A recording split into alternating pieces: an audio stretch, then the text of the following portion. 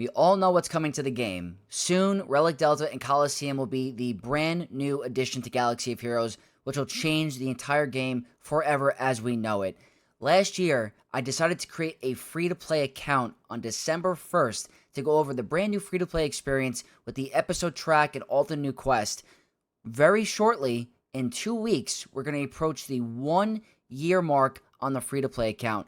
I want to show you guys my progress so far and what I thought of the overall experience and how I was able to get to Fleet Rank 1, Squad Arena Rank 1, and get my first GL in under a year. So let's get into it.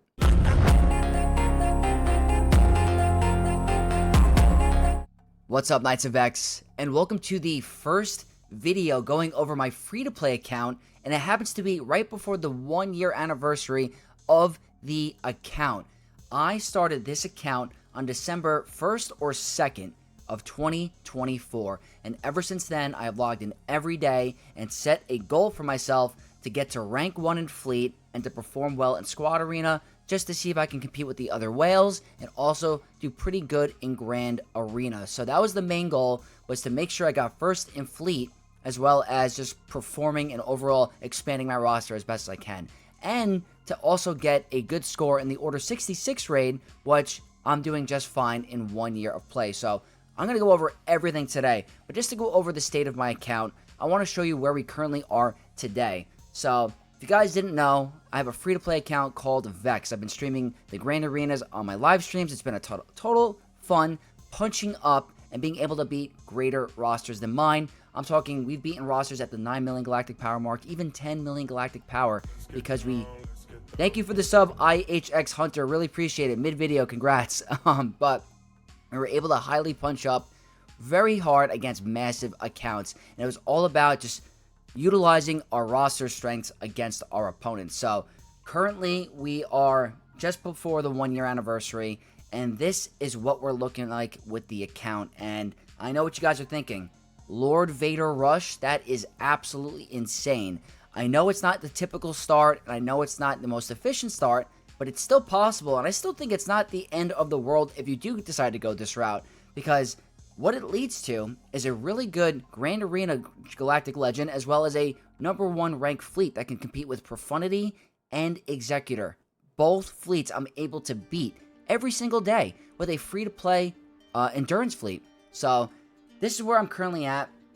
The farming path, I'm currently working on a free-to-play guide for 2026 that I really want to get out, and it's still working on it. I got to see what Coliseum is going to be like, but I'm probably going to be recommending this path here. But pretty much, I decided to go with an Endurance fleet rush. While everyone else was going for Tarkin and Executor, I wanted to go for Endurance. So I think right away, my first relic character was Darth Vader. He was by far the first one I went for. He's got a really good ship that helps in Fleet Arena as well. The TIE Advanced actually works very well with an Endurance fleet. If you guys didn't know, that target lock can get you your ultimate very fast. So I was able to relic Darth Vader first. My second relic on the account was Jedi Knight Anakin, and Anakin was one of my first relics on my main account all the way back when they introduced relics. He is amazing because he's good in every single game mode. He helped me in Squad Arena. He helped me in Fleet Arena. Good in Grand Arena with Qui-Gon Jinn Omicron, which was my first Omicron I applied. So Anakin was my second relic. What I wanted to do was to see how fast I could get to rank 1 in Fleet Arena. And I have a screenshot of exactly the day I did it. So if you guys go into, I'm going to include the screenshot in the video as we have it here. But it was in January. So in less than 2 months, I was able to get to rank 1 in Fleet Arena, and the exact fleet is what I'm going to show you right here. Pretty much, it is a Anakin fleet, or an Endurance fleet. It wasn't even maxed out. I had it at 5-star, and a 4-star Marauder. It was absolutely insane. I was so happy that I was able to do it, because I could actually compete with all of the massive whales, and all of the crazy accounts. So, that was the fleet I used. I had TIE Advanced, I had my Anakin's ETA, and my Marauder, 4-star Marauder with like Gear 6, Gear 7 Bad Batch pilots. I'm talking no heavy investment. Obviously, when the higher star count, higher relic Executors came out, adding the gear and the relic levels to the Bad Batch greatly benefited my progression. And it led right into my Lord Vader farm, so I had no regrets doing it. The hard thing about this is that you have to go all out on a Marauder fleet very early, but it's not the end of the world. As long as you put investment in your Anakin and your ETA, you should be able to get way past in the fleet battles very easily with that team. So I wanted to show you that, and I also want to include a screenshot of the teams that I was facing around that time, so you guys know what other teams I was facing. So I have over here, I had in the top 10 was pretty much a Executrix rush. So everyone was running TIE Bomber, TIE Advanced, TIE Pilot. They were doing that to build into their Executor fleet. And I saw Executors in the first 3 or 4 months of playing. Like, I'm talking fast. And I was still able to compete with Executors.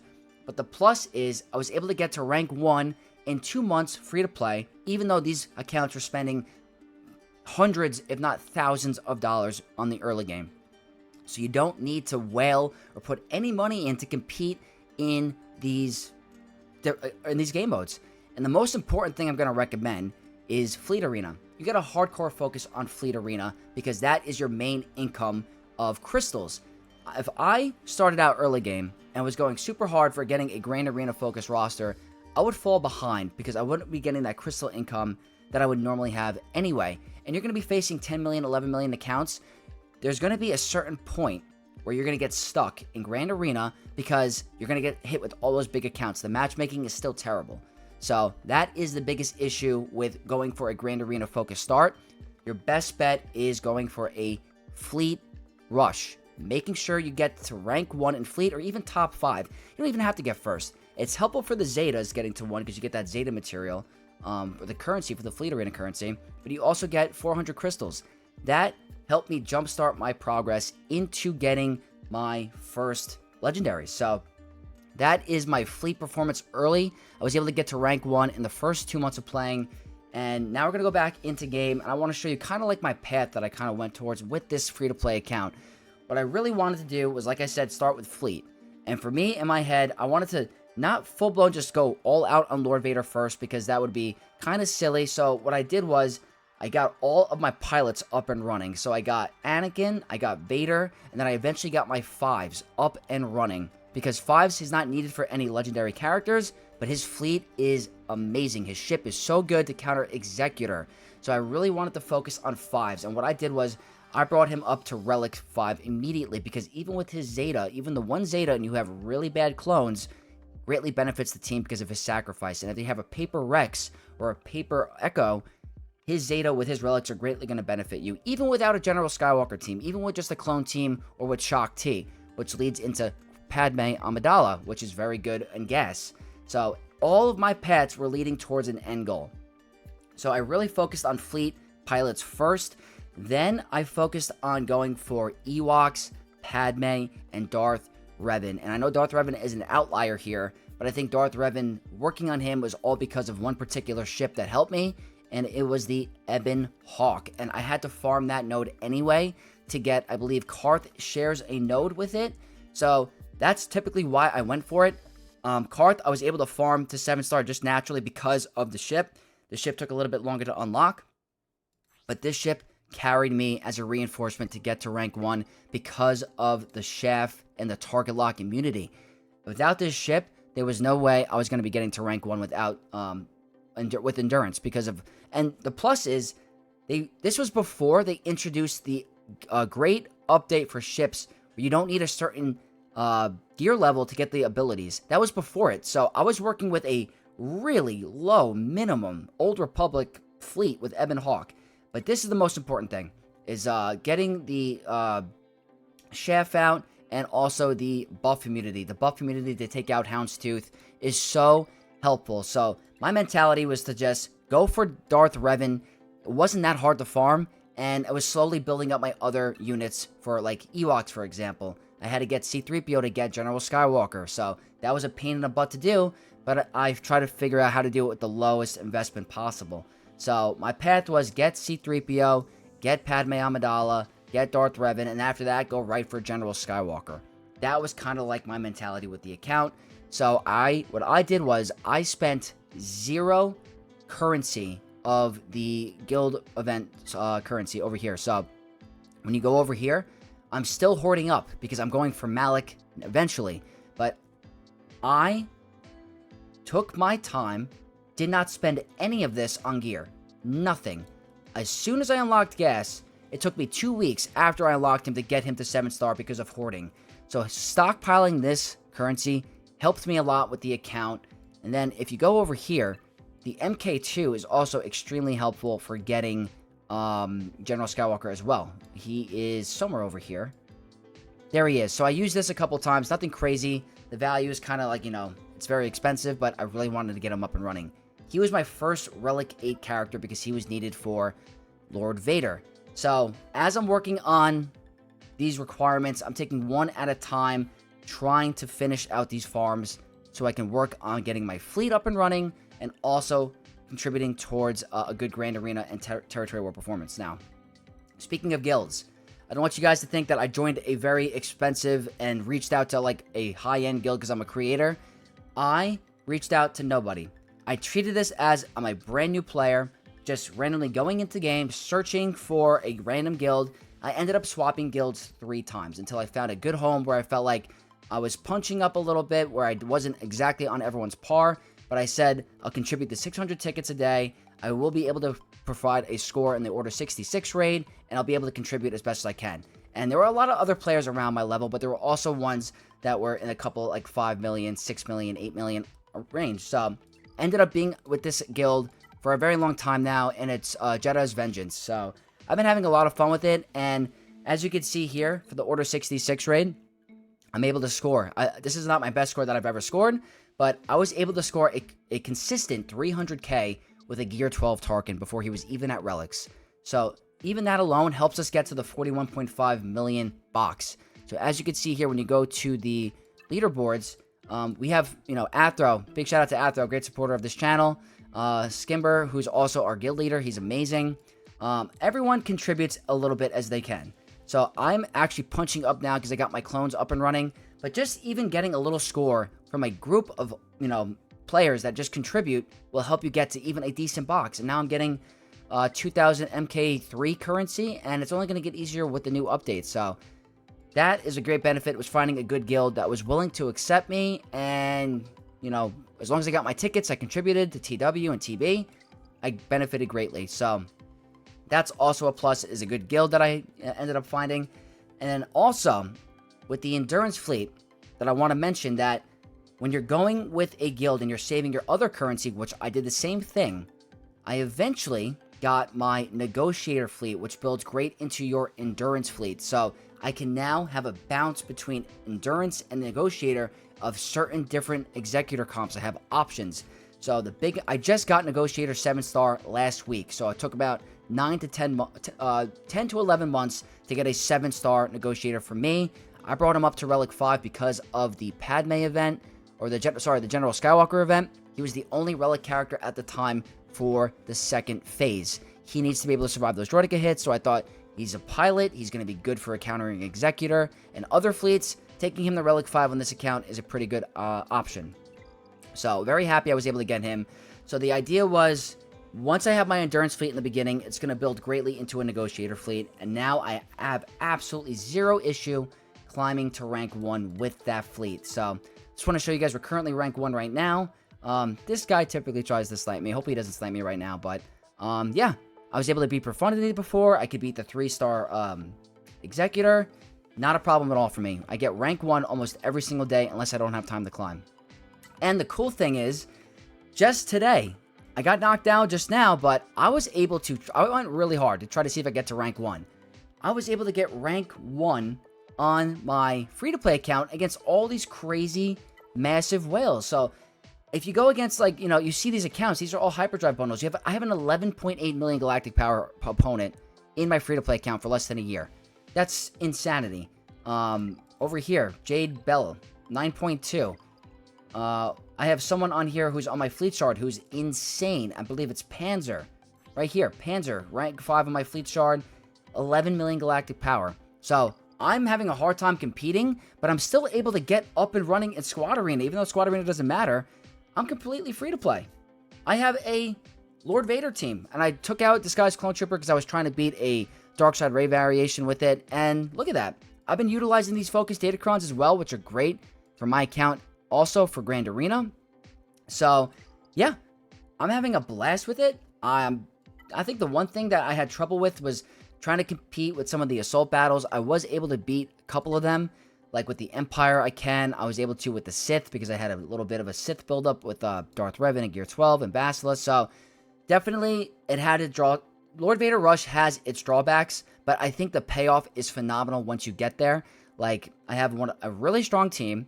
It sucks that I have to build other clones to get him up and running. It's still taking me time, and I'm not going to go for Mace right away. That's just not going to happen.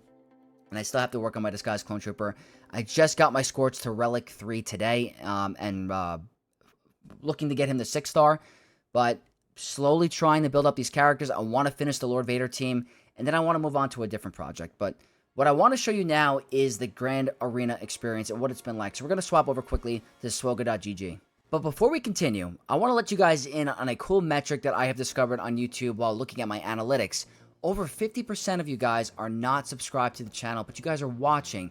If you guys want to support the Knights of Vex and become a Knight of Vex while supporting your boy Vexatron on his journey on YouTube to become a massive content creator, I would really appreciate if you guys could hit that sub button and turn notification bells on so you guys are made aware of all my new videos, so you guys are in the loop of all the cool, fun counters and content coming your way. I have a goal for the channel. I would love to be able to hit over 7,000 subs at the end of 2025. Who's going to help Vex get there? Please help a brother out and hit that sub button. I greatly appreciate it. Now let's get back to the video. So what I want to show you now is a couple of the different matches I've had on my free-to-play account completely punching up against different rosters, and what I'm worried about going forward with Relic Delta, obviously, and whether or not this should be a thing. So I really want to go over it with you guys so you guys can see what the game was like prior to Relic Delta and what you can do when you can punch up. So this, for example, is my opponent. They were massive against me. So this was the first week of this recent Grand Arena. If you look at their roster, they are at, what is their galactic power? If you go over here, whoops, 9.4, sorry, 9.4 galactic power. It's right in front of me. They're 9.4 million. And if you go over to the match here, they lost against me. But if you show, this is what I did against them. I didn't have a single relic character here. Actually, sorry, I had one relic character. I relic 3 Darth Vader. And they have all relics on their Old Republic team. Obviously, it's not a high efficient Old Republic team. They put in a bunch of random two sides. There's no Jolie, there's no Yoda or anything like that. But my Gear 12, Gear 11, Gear, that might be 9, HK, Gear 12 Palpatine were able to beat that Jedi Knight Revan team. So that is going to go away, unfortunately. It's just not going to work with Relic Delta. Next up, look at this. I was greatly reaping the benefits of Focus Datacrons. I had not even a purple gear Qui-Gon Jinn, one relic character with Anakin, and 3 left over with a Focus Datacron. I'm able to beat a full Relic 7, Relic 8 Sith team. Great stuff. Down here, CLS. Very low gear CLS against all Relic 5 Tuskens. I'm able to beat them, even at the low gear. Over here, I had Bad Batch. They are, they're up to snuff. These are Relic characters, but I was able to compete against big rosters like this because of just knowing my roster. And that might go away now with Relic Delta, so I just want to show you what it was like for me going against these matchups against big accounts. Obviously, sometimes they didn't attack me, but Swiss Tailors, I don't remember. I think they were bigger than me. If I go to their account, 5.3. That's a lot bigger than me. I was probably 2 million at the time, or 2.3. I was able to punch up against this account. I was able to punch up and get the win. I'm able to beat a General Skywalker team here. Not a single, 2 relic characters there against a Mon Mothma team. I'm really gonna miss this a little bit because it's not gonna be easy going forward for the free-to-play. But I just wanted to show you guys examples of what it was like going into these grand arenas, being a severe underdog and still being able to pull out the victory. Greatly gonna be changed with Relic Delta. But I just wanted to show you a quick update, going over everything with the free-to-play account. I've been having a ton of fun with it, and I'm really looking forward to the next couple steps with it.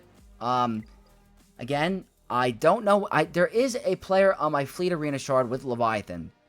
It's Panzer, and I'm going to have to try to take care of him eventually. But I think I'm still far away from seeing other Leviathans. I think we're going to see more of that in year 2. So I'm going to greatly keep going with this account, seeing where it can go, and see what we can do and compete with other players with the free-to-play. So what I'm going to do is I'm not going to create an additional free-to-play account with the upcoming changes to the game. We're going to keep this free-to-play account just the way it is, reap the benefits of the Lightspeed tokens on all those great quests, try to work on those new error units and see how we can do there, and hopefully we still can perform and do well. But I just wanted to show you this, guys, to prove to you that you can still do well in this game as a free-to-play early game player. And I was able to get to rank 1 in both Squad and Fleet Arena, and I'm doing A-okay when it comes to Grand Arena. I am currently 1-1 for the current season, and I'm in Bronzium 3 at only 2.5 million galactic power. So I've been having a ton of fun with it, but I want to leave this next part for you. So what I really want is for you guys to decide, where do you want this account to go next? I'm open to your thoughts. I want the Knights of Vex to pick what you want to see with the account next. You guys want to see me go for like a Balin Skull? You want me to go for a possible next Galactic Legend, Executor, Profundity? I'm leaving it up to you guys. The Knights of Vex are going to choose and decide exactly what we're going to do next with this account. So hopefully you guys enjoyed this video. It was the first update for my free-to-play account ever, and hopefully we can do some more, like more on a monthly basis. But I wanted to post this before the introduction of Relic Delta and the Coliseum, just to show you what it was like prior, and that you still have hope going forward, and to just stay strong, and free-to-play is still alive and well in this game. So guys, if you did enjoy this video, leave a like, comment down below, subscribe to the channel for more content, and to become a Knight of Vex. And I'll see you guys in the next video. May the Force be with you all.